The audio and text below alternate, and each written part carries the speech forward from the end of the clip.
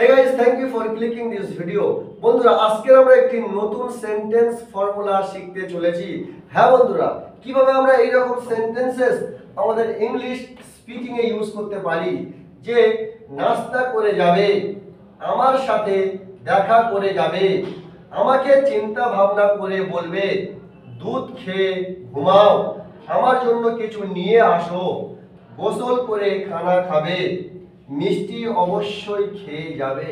হ্যাঁ বন্ধুরা, how to make this kind of sentences easily, how to use this kind of sentences in our English conversation. Today we are gonna learn how to make this kind of sentences easily.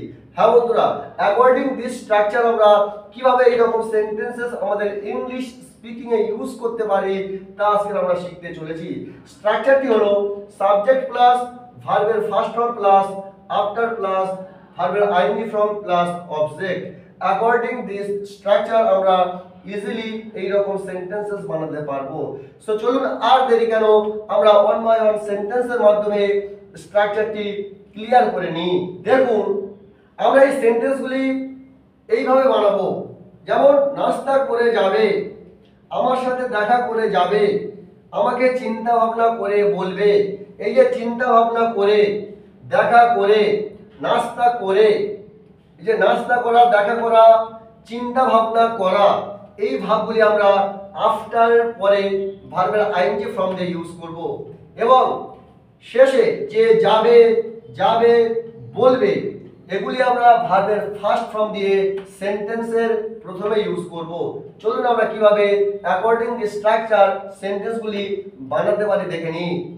দেখুন, প্রথম সেন্টেন্সটি হলো নাস্তা করে যাবে। So যাবে, গো। First কি ভার্বের first form আমরা ব্যবহার করব প্রথমে। দেখুন, এখানে সাবজেক্ট আমরা কিছুই ব্যবহার করিনি, কেননা এখানে সাবজেক্ট উল্লেখ করা নেই। এখানে বলা হয়নি যে তুমি নাস্তা করে যাবে বা সে নাস্তা করে যাবে। এখানে ডাইরেক্ট সেন্টেন্স ব্যবহার করা হচ্ছে, ডাইরেক্ট কাউকে বলা হচ্ছে, তার সেই নামটি উল্লেখ করা হচ্ছে না, সেই জন্য আমরা এখানে সাবজেক্ট ইউজ করিনি। সো যাবে, যাবের জন্য গো ব্যবহার করেছি। তারপরে আফটার, গো আফটার। নাস্তা করে, নাস্তা করা ইংরেজি you can say it breakfast or have breakfast.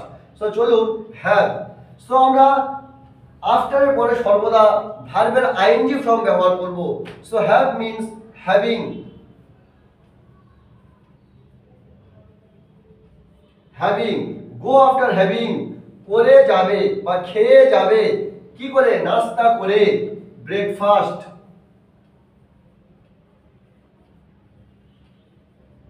Breakfast, go after having breakfast, নাস্তা করে যাবে। আমার সাথে দেখা করে যাবে, প্রথমে আমরা লিখবো গো, ভার্বের ফার্স্ট ফর্ম যাওয়া ইংলিশ, গো, গো। তারপরে আফটার, গো আফটার, দেখা করা, মিট। সো আমরা ভার্বের আইএনজি আফটারের পরে আমরা ভার্বের আইএনজি ফর্ম ব্যবহার করব, মিটিং, গো আফটার মিটিং। দেখা করে যাবে, কার সাথে, আমার সাথে, আমার সাথে, মি। গো আফটার মিটিং মি, আমার সাথে দেখা করে যাবে, আমাকে চিন্তা ভাবনা করে বলবে। সো প্রথমে আমরা ভার্বের ফার্স্ট ফর্ম লিখব বলা, টেল, টেল। তারপরে আফটার ব্যবহার করব অ্যাকর্ডিং স্ট্রাকচার, টেল আফটার। ভার্বের আইএনজি ফর্ম ব্যবহার করব, এই যে ভাবনা, চিন্তা ভাবনা করা, চিন্তা ভাবনা করাকে থিঙ্ক বলা হয়, এর আইএনজি ফর্ম থিঙ্কিং। টেল আফটার,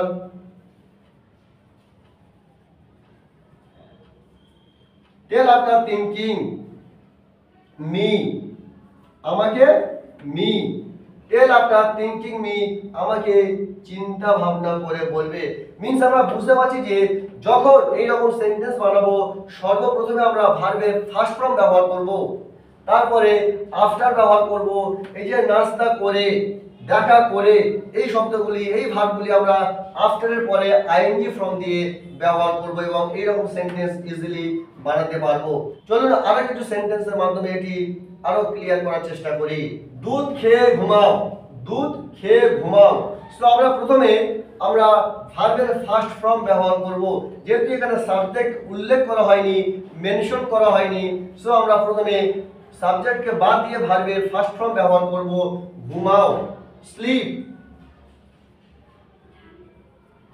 স্লিপ, ঘুমাও। দুধ খেয়ে, সো আমরা ভার্বের ফার্স্ট ফর্মের পরে আফটার ব্যবহার করব, স্লিপ আফটার। এই যে খেয়ে, দুধ খেয়ে, সো ড্রিঙ্ক, ড্রিঙ্ক মিল্ক মানে দুধ খাওয়া, সো আমরা আফটারের পরে ভার্বের আইএনজি ফর্ম ব্যবহার করব, drinking milk, slip after, drinking milk.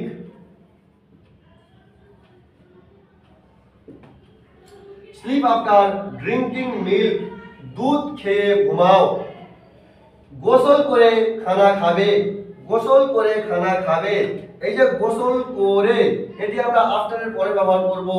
প্রথমে আমরা লিখব খাবে, ইট অথবা হ্যাভ, ইট অথবা হ্যাভ আমরা ব্যবহার করতে পারি খাওয়ার জন্য, সো হ্যাভ। তারপরে আফটার ব্যবহার করব, আফটার, হ্যাভ আফটার। তারপরে গোসল করে, সো টেক বাথ অথবা হ্যাভ শাওয়ার আমরা ব্যবহার করতে পারি, so have shower.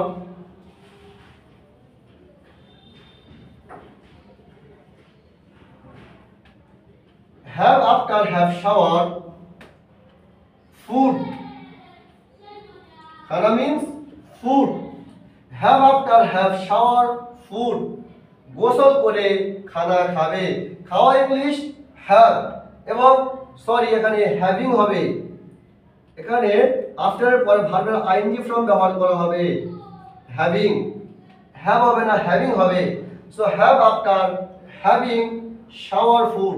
Have shower মানে গোসল করা, যেহেতু আমরা আফটারের পরে ব্যবহার করছি ওই জন্য ভার্বের ING form having shower, have after having shower food. গোসল করে খানা খাবে। মিষ্টি অবশ্যই খেয়ে যাবে, মিষ্টি অবশ্যই খেয়ে যাবে।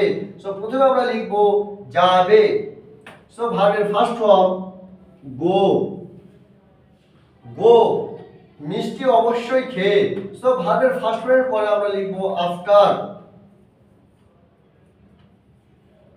গো আফটার। তারপরে মিষ্টি খেয়ে, so it sweet, it sweet মানে মিষ্টি খাওয়া, সো আমরা আফটারের পরে ভার্বের আইএনজি ফর্ম ইটিং লিখব,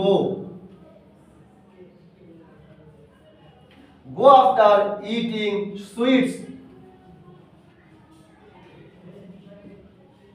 go after eating sweets, মিষ্টি অবশ্যই খেয়ে যাবে। হ্যাঁ বন্ধুরা, অ্যাকর্ডিং দিস স্ট্রাকচার আমরা এরকম প্রচুর সেন্টেন্স বানাতে পারি। If you want to speak in English, you have to make this kind of more and more sentences so that you can grab in this language very soon. So according to this structure, আপনার জন্য একটি homework, যে ঘুমিয়ে উঠে পড়তে বসো, ঘুমিয়ে উঠে পড়তে বসো। চট করে এটি আপনি কমেন্ট বক্সে লিখে ফেলুন, এবং যদি আপনার ভিডিওটি ভালো লেগে থাকে অবশ্যই লাইক, শেয়ার, কমেন্ট করতে ভুলবেন না। Till then, be happy, keep enjoying, save your life. See you in another video.